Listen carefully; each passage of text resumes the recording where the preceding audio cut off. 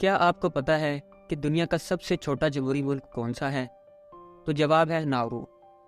آپ کو بتاتے چلیں کہ یہ دنیا کے امیر ملکوں میں سے ایک ہوا کرتا تھا اور اب اس ملک میں سب سے کم وزٹرز جاتے ہیں۔ ایک ایسٹیمیٹ کے مطابق اس ملک میں سالانہ 200 وزٹرز جاتے ہیں۔ ناظرین، ناورو کے ساتھ ایسا کیا ہوا؟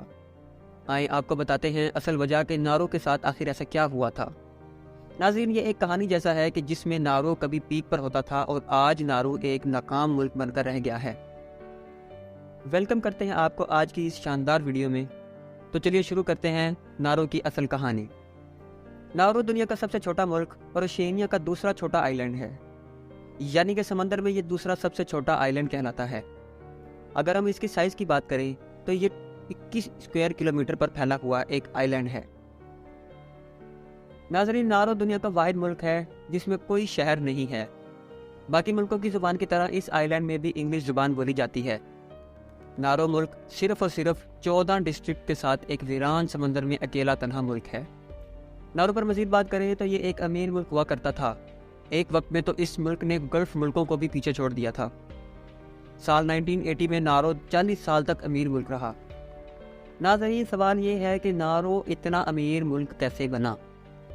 تو جواب یہ ہے کہ ناورو کی زمین نے ہی ناورو میں رہنے والوں کی زندگی بدل دی۔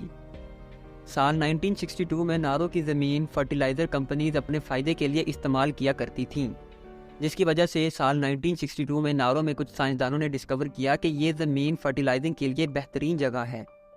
اس ڈسکوری کے بعد برٹش نے ناورو کی زمین میں مائننگ شروع کر دی اور اپنے فائدے کے لیے اس زمین سے نیچرل ریسورسز کی سرچنگ شروع ہوئی، اور اس طرح ناورو اپنی زمین کی بدولت بہت امیری کی طرف بڑھتا دکھائی دیا۔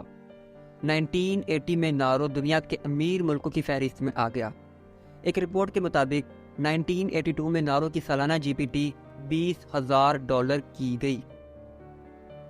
ناظرین، اگر ہم اس دور میں اس آمدنی کی بات کریں تو اتنے زیادہ ڈالرز ایک چھوٹے سے ملک کے لیے کوئی خزانے سے کم نہیں تھے۔ پچھلے چند سالوں نے وہاں کے لوگوں کی زندگی بدل کے رکھ دی۔ لوگ امیری کی زندگی گزارتے اور اپنی لائف کو کسی بھی صورت انجوائے کرنے سے اتراتے نہیں تھے۔ وہاں پر فاسٹ فوڈ، لگژری گاڑیاں، یہاں تک کہ سگریٹ اور الکوہل جیسی چیزیں بہت عام ہو چکی تھیں۔ اس کے علاوہ ایجوکیشن، ہیلتھ، ڈینٹل سروسز، یہاں تک کہ پبلک ٹرانسپورٹ، سب کچھ اتنا سستا ہو چکا تھا۔ ناظرین، اگر کسی شخص کا علاج ناورو میں پاسبل نہیں ہوتا تو ناورو کی گورنمنٹ اپنے خرچے سے اس مریض کو آسٹریلیا میں علاج کے لیے بھیجا کرتی تھی۔ جو اسٹوڈنٹس یونیورسٹیز میں پڑھنا چاہتے تھے، گورنمنٹ اسے فوری آسٹریلیا بھیجنے کے انتظامات کیا کرتی تھی۔ ٹیلی فون کی بات کی جائے تو وہ آلموسٹ فری ہوا کرتا تھا۔ ناورو میں زندگی خوشی خوشی گزر رہی تھی۔ کسی قسم کی کوئی بری خبر ناورو میں کبھی نہیں سنی گئی۔ ناورو کی زمین برٹین کے علاوہ ہانگ کانگ، نیوزی لینڈ اور آسٹریلیا جیسے ملک بھی خرید رہے تھے اور اپنی ضرورت کے مطابق اس میں نیچرل ریسورسز سے اپنا فائدہ لے رہے تھے۔ اس آئی لینڈ میں کبھی کوئی خطرہ دکھائی نہیں دیا گیا اور خطرے کی انالائسز ریگولر ہوا کرتی تھی، اس لیے یہاں پر پولیس آفیسر بھی بہت کم تعداد میں تھے۔ ناظرین، یہ تو تھی ناورو میں رہنے والے لوگوں کی چمکتی قسمت کی کہانی، لیکن تقدیر بدلتے دیر نہیں لگی۔ ناورو کی قسمت کس طرح سے پلٹی اور ایک بڑا طوفان ان پر کیسے حاوی ہوا، آئیے آگے اس ویڈیو میں جانتے ہیں۔ تو ناظرین، سال 1981 میں نیو یارک ٹائم میں انٹرویو کے دوران ناورو کے منسٹر آف فائنانس نے کہا کہ گورنمنٹ نے اندازہ لگا لیا ہے کہ اگلے 10 سال میں ناورو کی زمین سے فاسفیٹ کا 80% حصہ ختم ہو جائے گا، یعنی کہ 10 سالوں کے بعد ناورو کو اپنی حفاظت خود رکھنی ہوگی، کیونکہ 10 سال کے بعد ان کی آمدن آنا بند ہو جائے گی۔ اس دوران ناورو کے پاس ایک ایسٹیمیٹ کے مطابق $400 ملین کا سٹاک موجود تھا۔ ٹھیک اسی دوران ایک برٹش فائنینشیل ایڈوائزر نے ایک ایسٹیمیٹ جاری کیا۔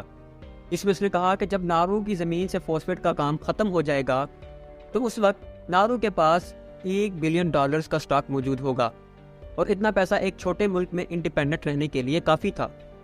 ادھر ناورو کی گورنمنٹ کو بھی ڈر لگنے لگا کہ اگر یہ سب کچھ ختم ہو گیا تو کیا ہوگا۔ آخرکار وہی ہوا جس کا ڈر تھا۔ ناظرین، 1991 میں ناورو کے اندر فاسفیٹ کا کام ختم ہو چکا تھا، اور اس ٹائم اس ملک میں $1.1 بلین کا سٹاک بھی موجود تھا۔ لیکن پھر کیا ہو سکتا تھا؟ جس ملک میں لوگ اپنی مرضی کے مطابق پیسہ اڑاتے تھے، جہاں گورنمنٹ اپنے پیسوں سے فری ہیلتھ، ایجوکیشن یا پھر ٹرانسپورٹ کا خرچہ اٹھاتی تھی، اس ملک میں لوگ ان سہولیات کے علاوہ جینا پسند نہیں کرنا چاہتے تھے۔ ناظرین، 2001 میں نارو آہستہ آہستہ اپنا سٹاک کیا ہوا پیسہ خرچ کرتے ہوئے ایک بدترین حالت میں پہنچ گیا۔ ایسی حالت جہاں لوگ ابھی بھی لگژری لائف گزار رہے تھے، لیکن گورنمنٹ ان کا خرچہ مشکل سے برداشت کر رہی تھی۔ اب ایسا ممکن نہیں تھا۔ ناظرین، 2002 میں نارو کے پاس صرف $156 ملین بچ چکے تھے اور یہ پیسے تیزی سے خرچ ہوتے جا رہے تھے۔ ایسے میں نارو کے اندر رہنے والے لوگ اپنا لائف سائیکل ابھی بھی بدلنا نہیں چاہتے تھے۔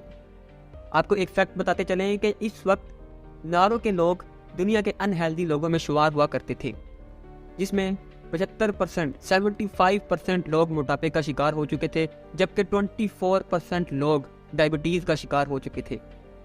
20 سال کی عمر میں سے ہی ان لوگوں میں یہ بیماریاں شروع ہو جاتی تھیں۔ ایک ایوریج کے مطابق وہاں کے لوگ باقی ملکوں سے 20 سال پہلے ہی مر جایا کرتے تھے۔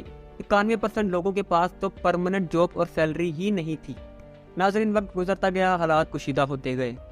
آج وہاں کے لوگ مشکل سے گزارا کر رہے ہیں، یہاں تک کہ 42% لوگوں کے پاس تو ریفریجریٹرز بھی نہیں ہے۔ اس بدترین حالات سے نکلنے کی کوشش کے دوران نارو نے اپنے آپ کو سٹیبل کرنے کے لیے ہر ممکن کوشش کی، لیکن ناکام رہا۔ جیسا کہ نارو ایک ٹیکس فری ملک تھا تو انہوں نے شہریت کو بھی بیچنا شروع کر دیا۔ وقت گزرتا گیا، نارو نے ہر حربہ استعمال کیا کہ وہ اپنے آپ کو دوبارہ ایک ہیپی کنٹری بنا لیں، لیکن 2014 میں نارو میں پہلی بار انکم ٹیکس کی پالیسی جاری کی گئی اور اس ٹیکس کو کھانا اور بڑھتی ہوئی ڈائبٹیز کی بیماری کے لیے جمع کیا گیا۔ نارو میں ایک ہسٹوریکل مومنٹ یہ بھی دیکھا گیا کہ وہاں کے لوگوں کے پاس کھانے کے پیسے تک نہیں ہوتے تھے اور ان کو کھانے کے لیے کسی سے مدد لینی پڑتی تھی۔ یہ تھی دنیا کے امیر ترین ملک نارو کے ڈوبنے کی کہانی۔ امید کرتے ہیں کہ آپ کو یہ ویڈیو پسند آئی ہوگی۔ اپنے قیمتی کمنٹ سے ہمیں ضرور آگاہ کریں۔ اللہ حافظ۔